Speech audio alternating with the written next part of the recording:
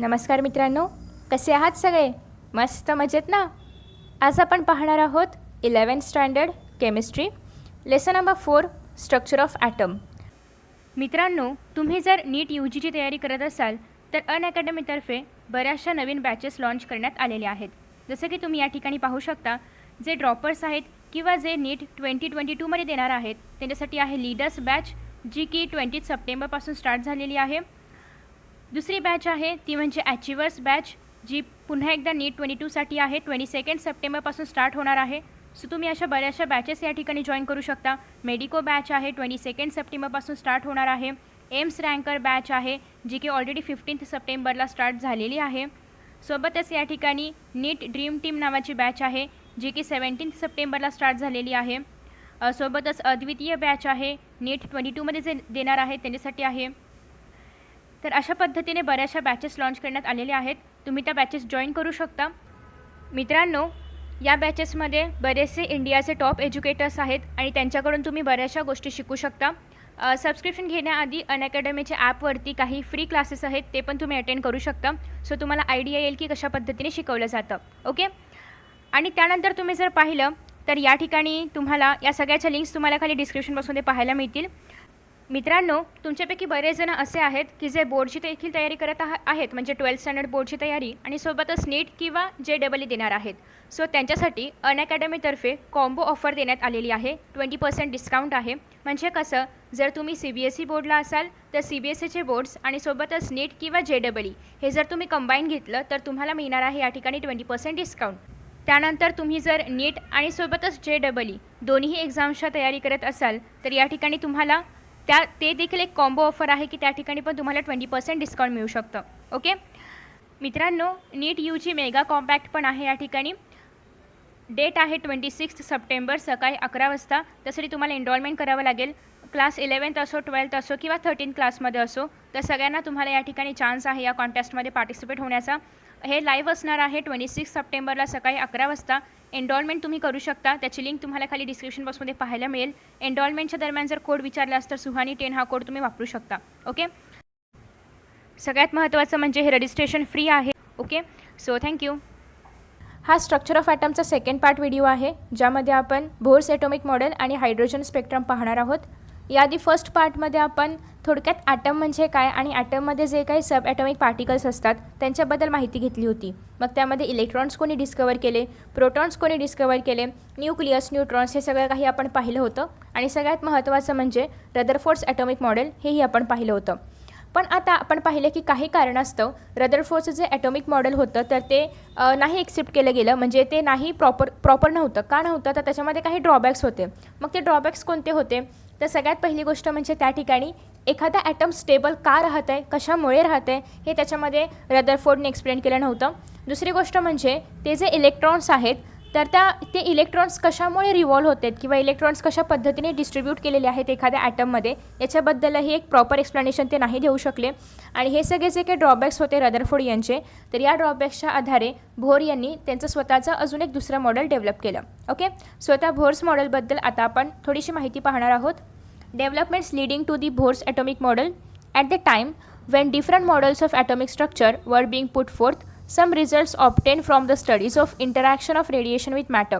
As you know की प्रत्येक ठिकाणी रेडिएशन असतातच. सो हे जे रेडिएशन्स आहेत हे जेव्हा मॅटरसोबत यांचं काही जरी इंटरॅक्शन होतं, सो त्या इंटरॅक्शन जे होतं तर त्याच्यामागे काही आहे का किंवा त्याचा आणि ॲटमचा काही संबंध आहे का, तर या सगळ्या गोष्टींवरती अभ्यास केला गेला.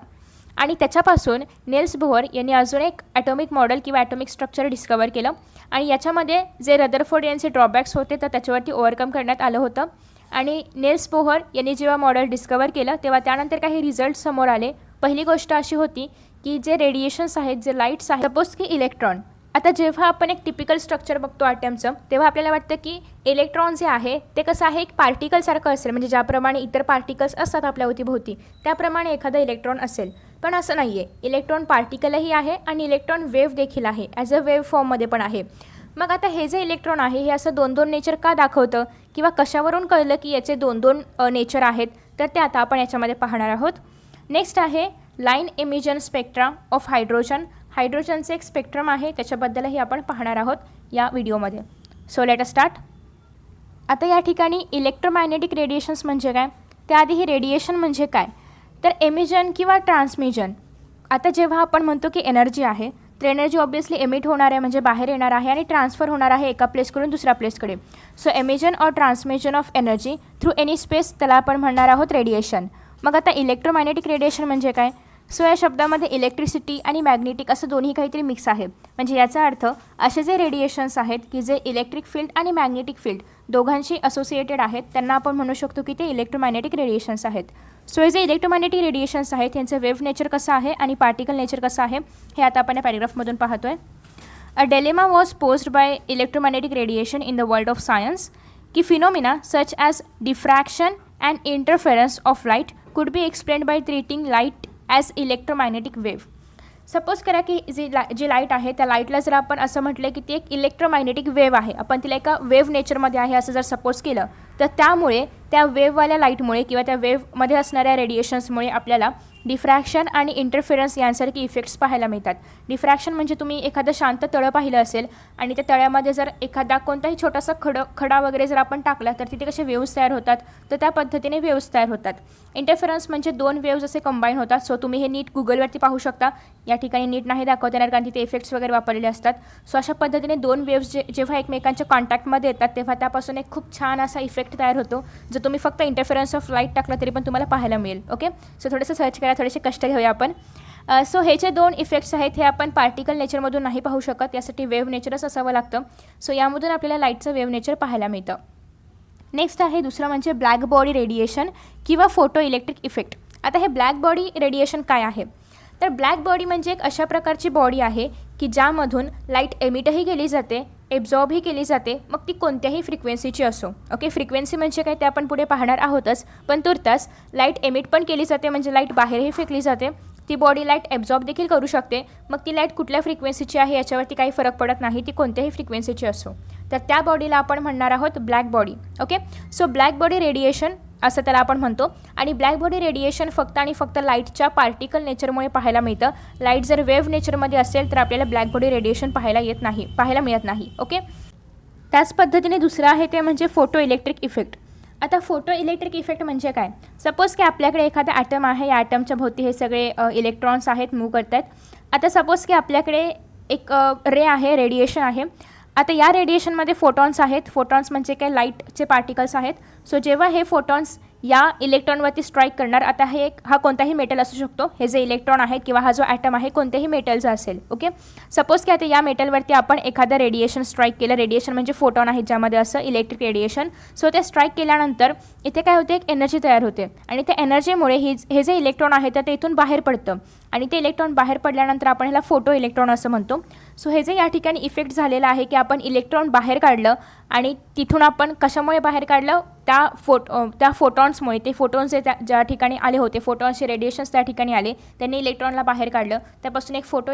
तर ऑब्वियसली या ठिकाणी एखादी वेव्ह असते तर त्याच्याने ते फास्ट झालं असतं की एखाद्या पार्टिकलमुळे, ऑब्वियसली पार्टिकलमुळे, कारण पार्टिकल पटकन स्ट्राईक होणार. सो त्याच्यामुळे हे जे इफेक्ट्स आहेत, ब्लॅक बॉडी असेल किंवा फोटो इलेक्ट्रिक इफेक्ट असेल, हे आपण फक्त पार्टिकल नेचरमुळे पाहू शकतो. नेक्स्ट आहे, ओके, सो अशा पद्धतीने इलेक्ट्रॉनचे आणि लाईटचे दोन नेचर आहेत. ते पार्टिकलमध्ये पण आहेत, ते वेव्ह नेचरमध्ये पण आहेत. हेच यामधून एक्सप्लेन होतं आहे. So when light interacts with matter it behaves as stream of particle called as photons. Photons म्हणजे काय, लाईटचे पार्टिकल्स. ओके, सो जेव्हा आपण असं सपोज करतो की लाईट पार्टिकल नेचरमध्ये आहेत, तेव्हा त्या लाईटमध्ये जे पार्टिकल्स असतात, त्या रेडिएशनमध्ये जे छोटे छोटे पार्टिकल्स आहेत त्याला आपण म्हणतो फोटॉन्स. आणि व्हेन लाईट प्रपोगेट्स, पण जेव्हा लाईट प्रपोगेशन शो करते तेव्हा ती ॲज अ वेव्ह असल्याप्रमाणे, ती एक वेव्ह असल्याप्रमाणे बिहेव करते. सो कसली वेव्ह, इलेक्ट्रोमॅग्नेटिक वेव्ह असल्याप्रमाणे ती बिहेव करते. इलेक्ट्रोमॅग्नेटिक का, कारण या ठिकाणी मॅग्नेटिक फील्ड पण आहे, तुम्ही इथे पाहू शकता प्रपोगेशनमध्ये. या ठिकाणी मॅग्नेटिक फील्ड पण आपल्याला पाहायला मिळतं आहे, या ठिकाणी मॅग्नेटिक फील्ड पण पाहायला मिळतं आहे आणि इलेक्ट्रिक फील्ड पण पाहायला मिळतं आहे. ओके, सो ज्या ठिकाणी मॅग्नेटिक फील्ड, आता हे जे मॅग्नेटिक फील्ड आणि इलेक्ट्रिक फील्ड आहे हे एकमेकांना एकदम परपेंडिक्युलर असतं, मध्ये 90 डिग्रीचा अँगल यांच्यामध्ये तयार होतो. ओके, सो 90 डिग्रीज अँगल यांच्यामध्ये तयार होतं, एक दुसऱ्यांना परपेंडिक्युलर असतं आणि तुम्हाला हे खरं तर असं वाटतं, बट हे असं नाही, हे असं मागे गेलेलं आहे. ओके, हे असं असतं आणि याच्यावरती असं आहे. सो याला आपण मॅग्नेटिक फील्ड म्हणतो, याला आपण इलेक्ट्रिक फील्ड म्हणतो आणि यामधून या वेव्ज असे ट्रॅव्हल करत असतात आणि या वेव्ज देखील एकमेकांना 90 डिग्रीमध्ये क्रॉस करतात. ही वेव्ह, ही जी रेड आणि ब्ल्यू वेव्ह आहे यांच्यामध्ये पण 90 डिग्रीचा एक असा अँगल तयार होतो. आता हे 3D स्ट्रक्चर आहे खरं तर, बट या ठिकाणी तुम्ही पाहू शकता की यांच्यामध्ये पण एक 90 डिग्रीचा अँगल तयार होतो. ओके, सो अशा पद्धतीने या वेव्ज आहेत. आता हे क्रेस्ट किंवा ट्रफ काय आहे हे आपण पुढे पाहणार आहोत. आता आपण एक वेव्हच्यामध्ये कसं कोणत्या कोणत्या टर्म्स येतात, त्याच्याशी निगडीत कोणते टर्म्स आहेत त्या आपण पाहतोय. आता इलेक्ट्रोमॅग्नेटिक वेव्हचं जे काही नेचर आहे ते आपण पाहिलं, पण इलेक्ट्रोमॅग्नेटिक वेव्हचे काही कॅरेक्टरिस्टिक्स आहेत ते आपण पाहतोय. आता याच्यामध्ये काय काय येतं तर वेव्हलेंथ येतं, फ्रिक्वेन्सी येते, वेव्ह नंबर, ॲम्प्लिट्यूड, वेलोसिटी, हे सगळं असोसिएट आहे कोणाशी, इलेक्ट्रोमॅग्नेटिक वेव्हशी. So let us start. सगळ्यात पहिल्यांदा आहे वेव्हलेंथ. वेव्ह म्हणजे काय, आपली वेव्ह आणि लेंथ म्हणजे लांबी. सो आता या ठिकाणी कशा पद्धतीने वेव्हलेंथ फाइंड आउट केली जाते ते आपण पाहूया. हे आहे आपलं वेव्ह स्ट्रक्चर. आता इथे जर आपण पाहिलं तर ही वेव्ह आपण पाहणार आहोत जी की रेड कलरमध्ये आहे. ओके, सो आता इथे या ठिकाणी दोन पार्ट्स असतात, एक तर ज्याला आपण क्रेस्ट म्हणतो आणि एक तर ज्याला आपण ट्रॉफ म्हणतो. ओके, सो हे क्रेस्ट म्हणजे वरचा पार्ट, ट्रॉफ म्हणजे खाली खोलात गेलेला पार्ट. सो आता हे क्रेस्ट आणि हे ट्रफ, ओके, सो यांच्यामधलं हे जे अंतर आहे म्हणजे एक क्रेस्ट आणि एक ट्रफ, हे जे आपण याला म्हणणार आहोत, याला आपण म्हणणार आहोत एक वेव्हलेंथ. ओके, सो हे असणार आहे वेव्हलेंथ. या एवढ्या पार्टला आपण म्हणणार आहोत वेव्हलेंथ. हा जो पार्ट आहे याला आपण म्हणणार आहोत वेव्हलेंथ. ओके, सो अशा पद्धतीने या ठिकाणी ही आहे वेव्हलेंथ, एवढी इथपासून ते इथपर्यंत. सो क्रेस्टपासून ट्रफपर्यंत जेवढं डिस्टन्स असणार आहे, जेवढं अंतर असणार आहे, एवढं याला आपण म्हणणार आहोत वेव्हलेंथ. आणि वेव्हलेंथ आपण लेम्डाने लिहितो, हे जे ग्रीक लेटर आहे याला आपण म्हणतो लेम्डा. ओके, अजून एक गोष्ट, वेव्हलेंथ म्हणजे लेंथ आहे या ठिकाणी, लेंथ म्हणजे काय, ॲज अ मीटर युनिट आपण या ठिकाणी वापरणार आहोत. सो जेव्हाही आपण वेव्हलेंथ सांगतो तेव्हा ते मीटरमध्ये आपण सांगणार आहोत. त्याच्यानंतर नेक्स्ट आहे या ठिकाणी, ओके, सो मी जे सांगितलं तेच या ठिकाणी लिहिलेलं आहे, तुम्ही ते रीड करू शकता. नेक्स्ट आहे फ्रिक्वेन्सी. फ्रिक्वेन्सी म्हणजे काय, the number of waves that pass a given point in 1 second is called as frequency. So it is represented by the Greek letter called as nu. So याला आपण new म्हणतो, जे की थोडंसं v सारखं आहे, but it is nu. The SI unit of frequency is hertz, आणि त्याला आपण हर्ट्स म्हणतो किंवा फक्त सेकंडचं इन्व्हर्स आपण त्याला आपण लिहितो. ओके, सो सेकंडचं इन्व्हर्स किंवा हर्ट्स. आता या ठिकाणी फ्रिक्वेन्सी म्हणजे काय, तर एका 1 सेकंडमध्ये फक्त 1 सेकंडमध्ये किती नंबर ऑफ वेव्स एका पर्टिक्युलर पॉईंटमधून पासआउट होतात याला आपण म्हणणार आहोत फ्रिक्वेन्सी. सपोज की आपल्याला एखादा या ठिकाणी पॉईंट दिलेला आहे. आता या पॉईंटमधून 1 सेकंडमध्ये वेव्ह किती असायला पाहिजे, ही पूर्ण वेव्ह, हा का, याला आपण पूर्ण म्हणणार आहोत एक वेव्ह. सो एका पर्टिक्युलर पॉईंटमधून एका सेकंदामध्ये किती नंबर ऑफ वेव्स पासआउट होतात याला आपण म्हणणार आहोत वर सेकंड पण म्हणतो. आणि सोबतच हे आपण कसं रिप्रेझेंट करतो, न्यू जे की ग्रीक लेटर आहे त्याच्याने आपण हे रिप्रेझेंट करतो. ओके, आफ्टर दॅट नेक्स्ट आहे वेव्ह नंबर. वेव्ह लेंथ वेगळा आहे, वेव्ह नंबर वेगळा आहे. जर आपल्याला वेव्ह नंबर फाइंड आउट करायचं असेल, सिंपल आहे. सपोज की आपल्याला सांगितलेलं आहे की वेव्हलेंथ किती आहे, सपोज काहीतरी सांगितले की 25 आहे वेव्हलेंथ. ओके, सपोज करा की 25 मीटर आहे, 25 मीटर आहे वेव्हलेंथ. तर आपल्याला वेव्ह नंबर फाइंड आउट करायचं आहे. कसं करणार, जस्ट वेव्ह नंबरसाठी आपण न्यू आणि त्याच्यावरती एक रेश मारतो, म्हणजेच बार लिहितो.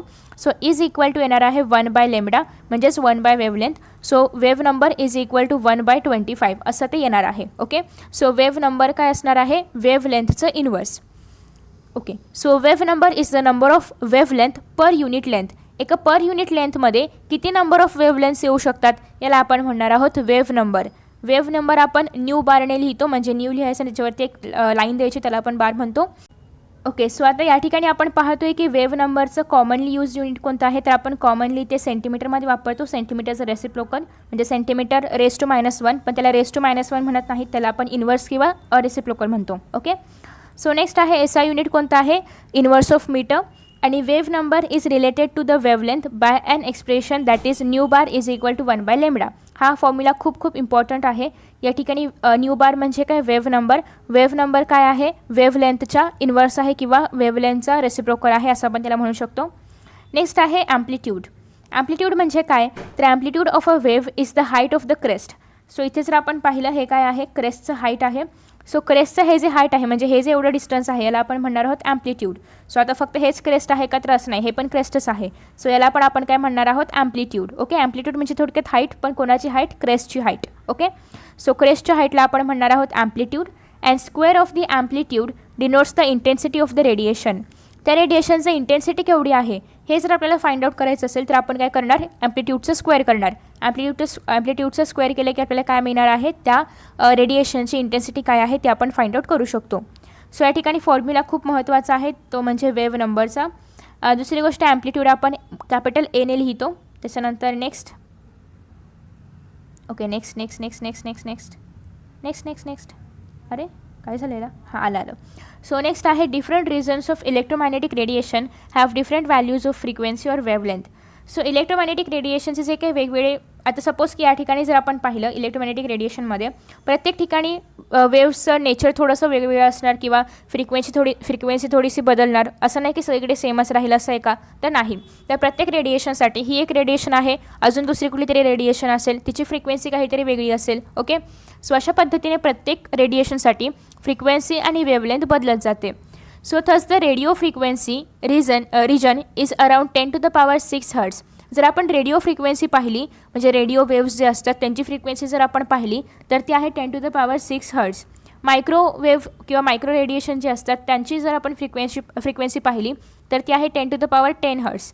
ते जर आपण इन्फ्रारेड पाहिलं तर त्यांची फ्रिक्वेन्सी आहे 10⁻13 हर्ट्स. अल्ट्राव्हायलेट फ्रिक्वेन्सी आहे 10⁻16 हर्ट्स. आता हे जे मी काही सगळे रेडिएशन्स वाचले त्यापैकी कोणतेही रेडिएशन्स आपण उघड्या डोळ्याने पाहू शकत नाही, कारण आपल्या डोळ्यांमध्ये हे एवढे सगळे फ्रिक्वेन्सीवाले वेवलेंथ किंवा एवढे सगळे वेवलेंथवाले रेडिएशन पाहण्याची सिस्टीम नाही आहे. आपण फक्त व्हिजिबल रेडिएशन्स पाहू शकतो. Okay, so in vacuum the speed of all types of electromagnetic radiation is same. जर आपण व्हॅक्यूममध्ये पाहिलं तर हे जे सगळे रेडिएशन आहे त्यांची फ्रिक्वेन्सी भलेही कुठेही डिफरंट असो, पण यांची वेलोसिटी मात्र व्हॅक्यूममध्ये सेम असते आणि ती वेलोसिटी आपण सीने लिहितो.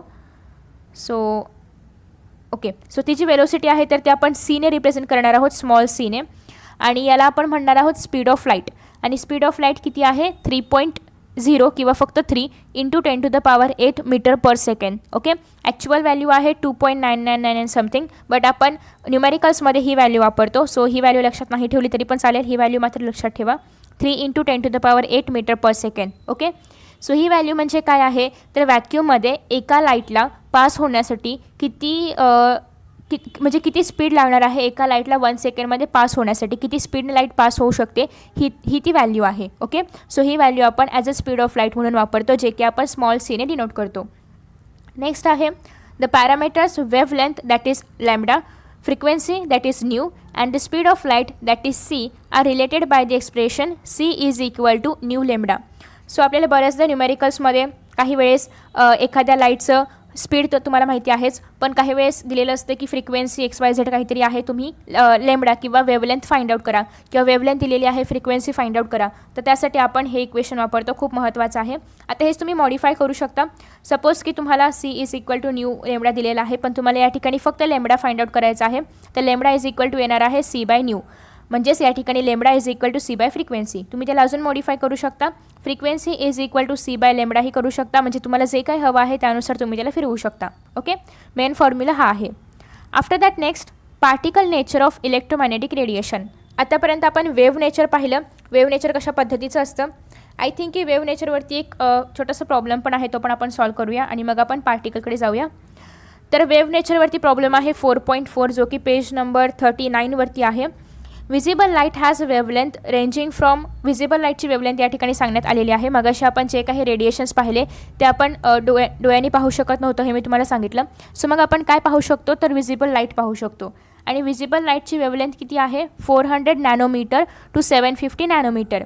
जे रेनबोमधले कलर्स आहेत व्हायलेटपासून रेडपर्यंत ते सगळे विजिबल लाईटमध्ये येणार आहेत. ओके, सो ज्याला आपण विबग्योर म्हणतो तर ते सगळे येणार आहेत त्या ठिकाणी विजिबल लाईटमध्ये. ओके, मग त्याचे जे पण काही शेड्स वगैरे असतील ते पण सगळे आपण पाहू शकतो. सो नेक्स्ट आहे मिनिमम वेवलेंथ आहे दॅट इज 400 नॅनोमीटर, जे की आहे व्हायलेटचं. हे पण तुम्हाला प्रश्नांमध्ये वगैरे विचारलं जाऊ शकतं. मॅक्सिमम आहे रेडचं, जे की आहे 750 nanometre. So express this wavelength in the terms of frequency. आता आपल्याला यांची फ्रिक्वेन्सी फाइंड आउट करायची आहे. मग अशा आपण फॉर्म्युला पाहिला होता की C is equal to nu lambda, आणि हाच आपण मॉडिफाय करू शकतो ॲज पर जे काय विचारलेलं आहे त्याच्यानुसार. सो आता या ठिकाणी काय विचारलेलं आहे की न्यू किती आहे, म्हणजे फ्रिक्वेन्सी विचारलेली आहे.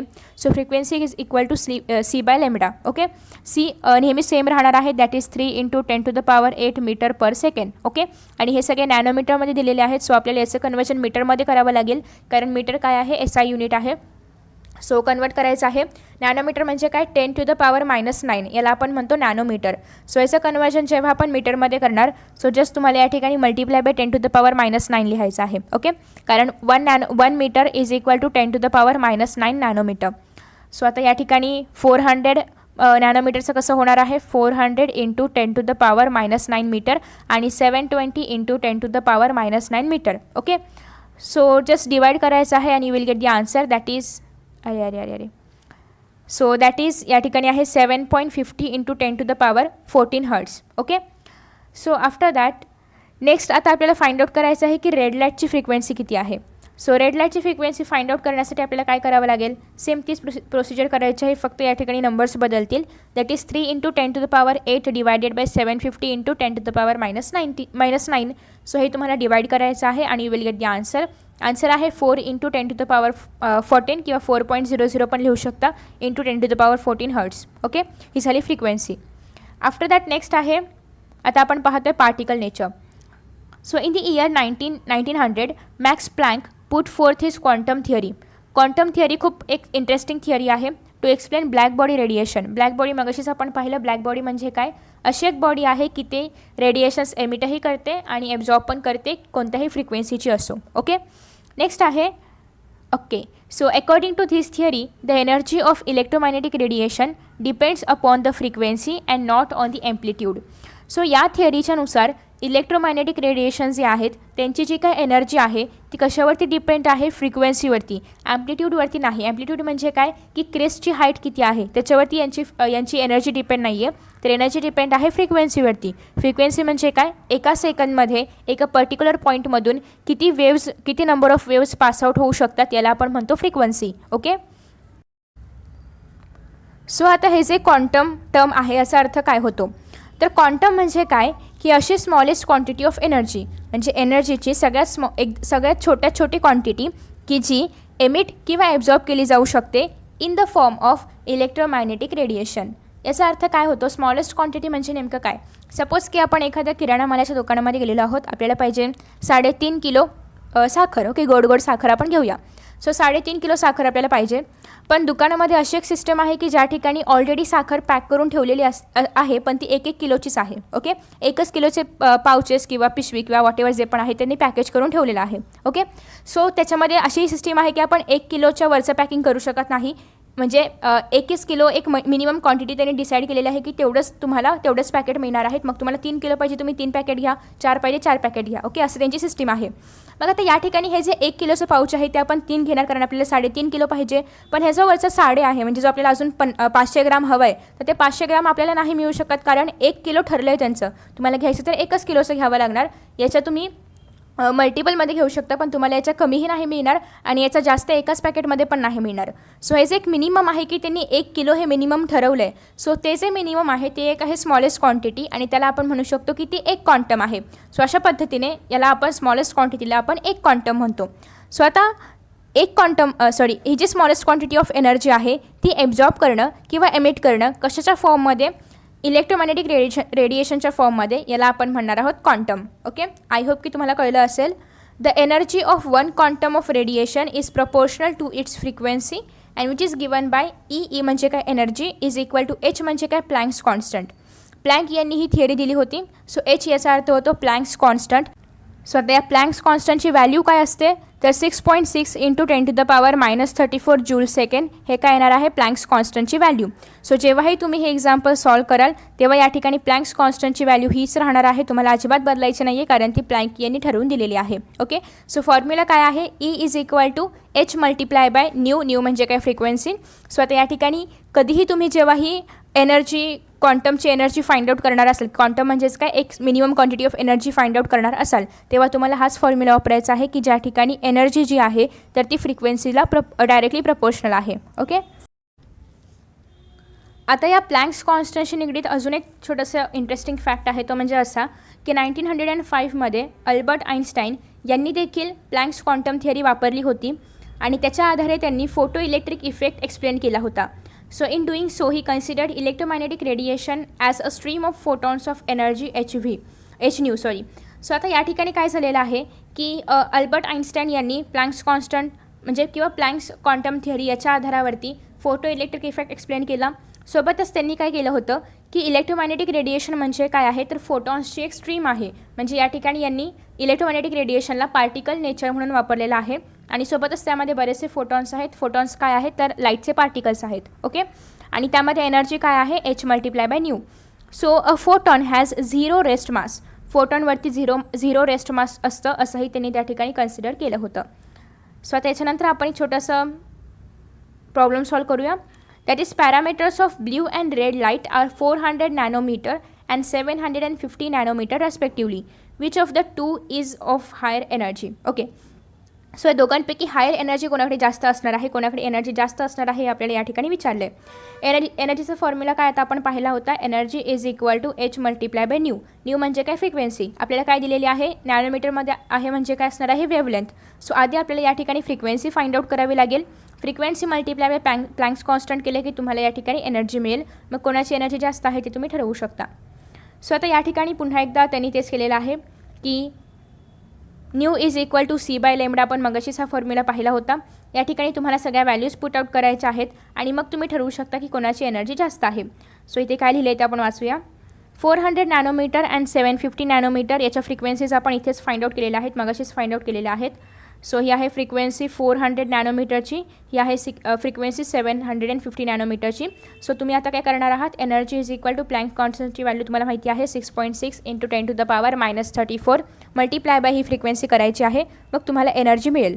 आणि अजून एक गोष्ट, ज्याची फ्रिक्वेन्सी जास्त असणार आहे ऑब्वियसली त्याची एनर्जी पण जास्त असणार आहे, कारण मगाशीच आपण पाहिलं की energy is directly proportional to the frequency.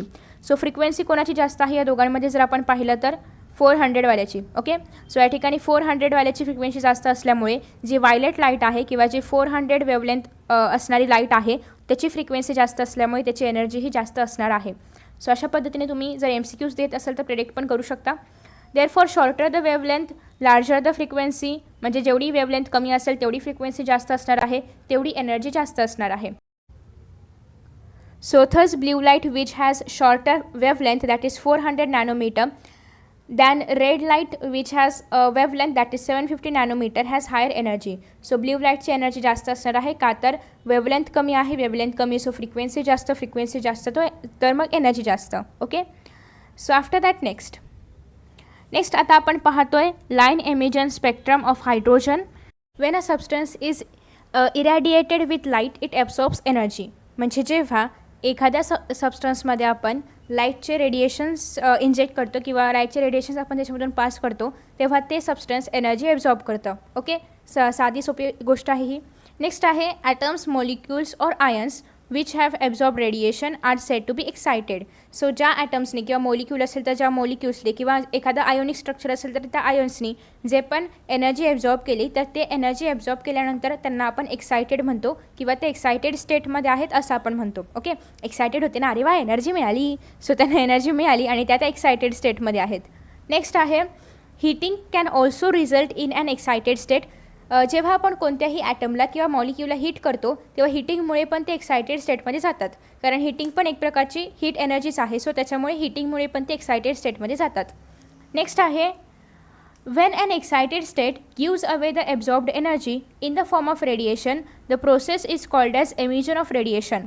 आता ते एक्सायटेड स्टेटमध्ये आहेत म्हणजे काय, त्यांनी रेडिएशन्स ॲब्झॉर्ब केलेले आहेत म्हणून ते एक्सायटेड स्टेटमध्ये आहेत. ओके, आता ही जी ॲब्झॉर्ब केलेली एनर्जी आहे ती जेव्हा आपण रिमूव्ह करू तर तेव्हा ते रिमूव्ह करत असताना ते रेडिएशन्स जेव्हा आपण रिमूव्ह करणार तर त्या प्रोसेसला आपण म्हणणार आहोत एमिजन ऑफ रेडिएशन.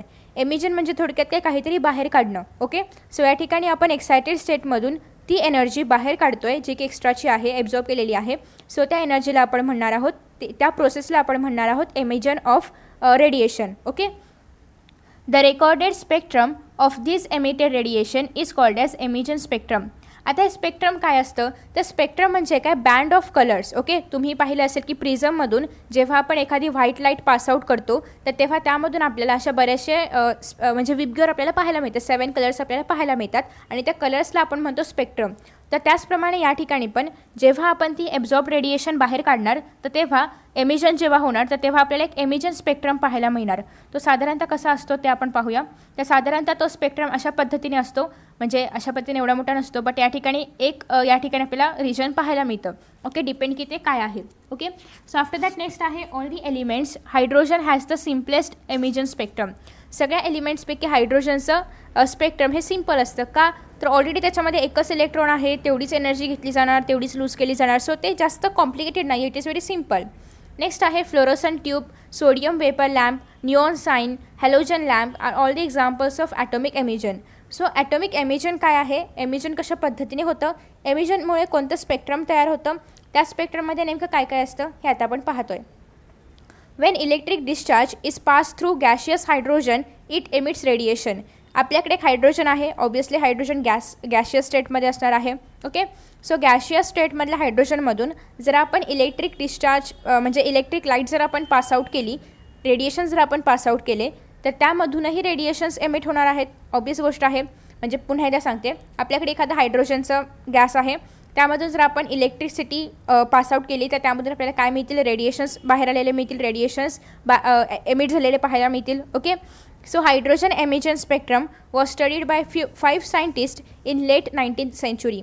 सो हे जे हायड्रोजनचं स्पेक्ट्रम तयार होतो जेव्हा ती रेडिएशन्स बाहेर पडतील, एमिट होतील, सो त्या एमिजनच्या कालावधीमध्ये एक स्पेक्ट्रम तयार होईल, एक कलरचा एक बँड तयार होईल आणि त्या बँडवरती 19th centuryच्या शेवटच्या कालावधीमध्ये 5 सायंटिस्ट काम करत होते. ओके, नेक्स्ट आहे ते recorded the hydrogen emission spectra in different regions of electromagnetic radiation. They recorded the hydrogen emission spectra in different regions of electromagnetic radiation. Electromagnetic रेडिएशनचे वेगवेगळे रिजन्स कोणते आहेत, इन्फ्रारेड रेज आहेत, रेडिओ वेव्ज आहेत, visible radiation आहेत. या सगळ्या पार्ट्समध्ये त्यांनी ते जे स्पेक्ट्रा आहे हायड्रोजनचं तर ते डिवाईड केलं किंवा ते वेगवेगळ्या पार्ट्समध्ये कसं आहे तर ते पाहिलं. सो जसं की या ठिकाणी the spectra were not continuous and comprised of a series of lines corresponding to different frequencies. Okay, so हा जो स्पेक्ट्रम आहे हायड्रोजनचा तो कंटिन्युअस नाही आहे. कंटिन्युअस म्हणजे काय, जसं की आपण विबग्योर पाहतो ते कसं कंटिन्युअस आहे ना. सो या ठिकाणी सपोज की हे सगळे 7 कलर्स आहेत रेनबोचे, हे कसे आहेत, कंटिन्यू आहेत, एकाखाली एक आहेत. पण इथे जर आपण पाहिलं हायड्रोजनमधून हे जे रेडिएशन्स बाहेर येत आहेत ते असे एका बाजूला एक असे नाही आहेत, तर त्यांच्यामध्ये गॅप वगैरे पण आहे मध्ये, म्हणजे ते कंटिन्युअस नाही आहेत. ओके, त्यांच्या फ्रिक्वेन्सीमध्ये खूप अंतर वगैरे असं सेम नाही आहे, असं म्हणजे एक कॉमन रेंजमध्ये अंतर नाही आहे, तर प्रत्येकाचं अंतर वेगवेगळं आहे, प्रत्येकामध्ये डिफरन्स वेगवेगळा आहे. ओके, अशा पद्धतीने त्यांचं स्पेक्ट्रम तयार झालं. सो आता इथे जर तुम्ही पाहिलं एमिजन लाईन स्पेक्ट्रा ऑफ हायड्रोजन, तर यामध्ये तुम्हाला 3 सिरीज पाहायला मिळतात. साधारणतः अजून असतात बट या ठिकाणी 3च दाखवलेले आहेत. एक आहे पास्चन सिरीज, नेक्स्ट आहे बॅल्मर सिरीज, नेक्स्ट आहे लायमन सिरीज. ओके, सो तुम्ही लायमन म्हणू शकता किंवा लेमन नाही म्हणू शकत, लायमनच ठीक आहे. So Lyman series, Balmer series, Paschen series. आता या ठिकाणी तुम्ही जर पाहिलं पास्चन सिरीज जे आहे तर ते इन्फ्रारेड्सचं आहे. इन्फ्रारेड म्हणजे काय, जे आपण इझिली डोळ्यांनी पाहू शकत नाही, सो त्याला आपण म्हणतो इन्फ्रारेड्स. आता याच्यामध्ये जर आपण पाहिलं बाल्मर तर ते पार्टली विजिबल आहे, म्हणजे थोडे आपण ते पाहू शकतो. नेक्स्ट आहे लायमन सिरीज, तर ते अल्ट्रावायोलेट आहे, म्हणजे तेही आपण उघड्या डोळ्याने पाहू शकत नाही. सो आपण कोणते पाहू शकतो, जे इझिली विजिबल आहेत ते म्हणजे पार्टली म्हणजे अर्धी विजिबल आहेत तर ते म्हणजे बाल्मर, आणि यांच्यामधल्या रेंजमध्ये कोणते असतील तरच ते आपण पाहू शकतो. बाकी जे अल्ट्रावायोलेट आहे ते खूप जास्त अल्ट्रावायोलेट म्हणजे खूप जास्त आहेत की ते तेवढ्या फ्रिक्वेन्सीचे आपण लाईट्स पाहू शकत नाही, रेडिएशन्स पाहू शकत नाहीत, असे ते आहेत. ओके, सो मग आता डिफाईन कसं करणार की कोणत्या सिरीजमधले जे स्पेक्ट्रल रेज आहेत ते आपण पाहू शकतो की नाही पाहू शकत, कोणते विजिबल आहेत, कोणते इन्फ्रारेड आहेत, हे आपण कसं डिफाईन करणार. यासाठी या ठिकाणी एक चार्ट आहे. सो चार्टमध्ये काय सांगितलेलं आहे, सपोज की N1 या ठिकाणी 1 असेल तर N2 2 पासून पुढे इन्फिनिटीपर्यंत असणार आहे. असे जेव्हा कंडिशन असेल तेव्हा त्याला आपण लायमन सिरीज म्हणणार आहोत आणि ते अल्ट्रावायोलेट असणार आहेत, जे की आपण पाहू नाही शकत. ओके, सो आता या ठिकाणी N म्हणजे काय, लेवल्स आहेत. सो नेक्स्ट आहे या ठिकाणी की in the year 1885 Balmer express the wave number of the emission lines in visible region of the electromagnetic radiation by the formula. आता बाल्मर यांनी एक फॉर्म्युला दिलेला आहे, याच्यामध्ये यांनी काय घेतलेलं आहे, हा जो नंबर आहे 109677 याला आपण रेडबग नंबर असं म्हणतो, रेडबग नंबर. सो आता याच्यामध्ये जर आपण पाहिलं तर रेडबग नंबर दिलेला आहे 109677. स्क्वेअर ब्रॅकेट आहे, स्क्वेअर ब्रॅकेटमध्ये आहे 1/2². आता या ठिकाणी 2² म्हणजे ॲक्च्युअल फॉर्म्युला काय आहे, n², 1/n² - 1/n². Okay, so हा ॲक्च्युअल फॉर्म्युला आहे. यांनी n1 इथे 2च का वापरलं, का तर हे बेलमरचं आहे आणि बेलमरसाठी काय पाहिलं आपण, n1 किती असणार आहे 2. हे नेहमी असंच राहतं. आणि n2 किती असणार आहे 3 पासून पुढे इन्फिनिटीपर्यंत. ओके, सो आता या ठिकाणी आता इथे n काय काय असू शकतो पहा, डिपेंड अपॉन की ते कोणत्या सिरीजमधलं आहे. ते जर बेलमरमधलं असणार तर n1 असणार आहे 2 आणि जर ते बेलमरमध्येच असेल तर n2 असणार आहे 3 पासून पुढे कितीही. शक्यतो या ठिकाणी यांनी ते n2 द्यायला पाहिजे होतं, बट इट्स ओके. नेक्स्ट आहे the lines describe by this formula are called as Balmer series. So या फॉर्म्युलाजमधून जर आपण किती वेव्ह नंबर आहेत वगैरे असं काही फाइंड आउट केलं त्याला आपण म्हणणार आहोत बेलमर सिरीज, कारण यामधून येणारे सगळे काय असणार आहेत, बेलमर सिरीज असणार आहेत. का तर आपण या ठिकाणी n1 काय वापरतोय, 2 वापरतोय. जर आपण या ठिकाणी n1 1 वापरला तर सगळे लायमनवाले असणार आहेत. जर आपण l1 3 वापरला तर ते सगळे पास्चनवाले असणार आहेत. सो डिपेंड अपॉन की कोणता आपण l1 वापरतोय. नेक्स्ट आहे जे राइटबर्ग found that all the 5 series of lines could be described by the following general expression. So हा एक जनरल फॉर्म्युला आहे. हा आपल्याला कोणत्या सिरीजमध्ये जायचं त्याच्यानुसार आपण वेगवेगळा मॉडिफाय करू शकतो. या ठिकाणी आपल्याला जर बेलमर हवा असेल आपण इथे 2 वापरणार आणि n2 मध्ये 3 पासून पुढे काहीही. ओके, सो नेक्स्ट आहे या ठिकाणी n1 असणार आहे 1 2 3 आणि n2 असणार आहे n1 + 1 n1 + 2 n1 + 3. हे कोणाच्या व्हॅल्यूज आहेत, n2च्या. आता या ठिकाणी आपल्याला बेलमर फाइंड आउट करायचं आहे. बेलमरसाठी n1 आहे 2, मग आपण n2 काय वापरणार 3. ओके, सो अशा पद्धतीने या ज्या व्हॅल्यूज आहेत त्या बदलत जाणार. नेक्स्ट आहे the value 109677 centimetre centimetre is किंवा centimetre inverse is called as Rydberg constant for hydrogen. हे हायड्रोजनसाठी आहे हां, आणि ते आपण लिहिताना R म्हणजे रेडबर्गसाठी आणि H म्हणजे हायड्रोजनसाठी. आणि या ठिकाणी आपण हा टेबलमध्ये पाहू शकतो की स्पेक्ट्रल रिजन म्हणजे कोणत्या रिजनमध्ये त्या लाईट्स येणार आहेत किंवा त्या रेडिएशन्स येणार आहेत किंवा कोणती सिरीज आहे, जसं n1 काय असायला पाहिजे, n2 काय असायला पाहिजे, हे सगळं या चार्टमध्ये आहे. याच्यावरती बरेचसे न्यूमॅरिकल्स तुम्हाला विचारले जाऊ शकतात. सो नेक्स्ट आहे दॅट इज, आता याच्यावरती आधारित भोर यांचं काय हायड्रोजन मॉडेल होतं, त्याच्यामध्ये अजून कोणत्या कोणत्या नवीन गोष्टी आहेत त्या आपण पाहणार आहोत येणाऱ्या व्हिडिओमध्ये. त्यासोबतच आपण भोर ॲटॉमिक थिअरीमध्ये काय काय आहे, त्याचे पॉस्ट्युलेट्स काय काय आहेत हे पण त्यामध्ये पाहणार आहोत. सो आय होप की तुम्हाला असा व्हिडिओ आवडला असेल. आज मला जरा व्यवस्थित बोलता येत नव्हतं का तर मला तोंड आलं आहे, अल्सर झालेला आहे, माउथ अल्सर. सो त्याच्यामुळे बोलता नाही येते, सॉरी त्यासाठी. बट आय होप की मी जे काही बोलले असेल ते तुम्हाला समजलं असेल. So thank you so much for watching this video. See you in next video. Bye bye.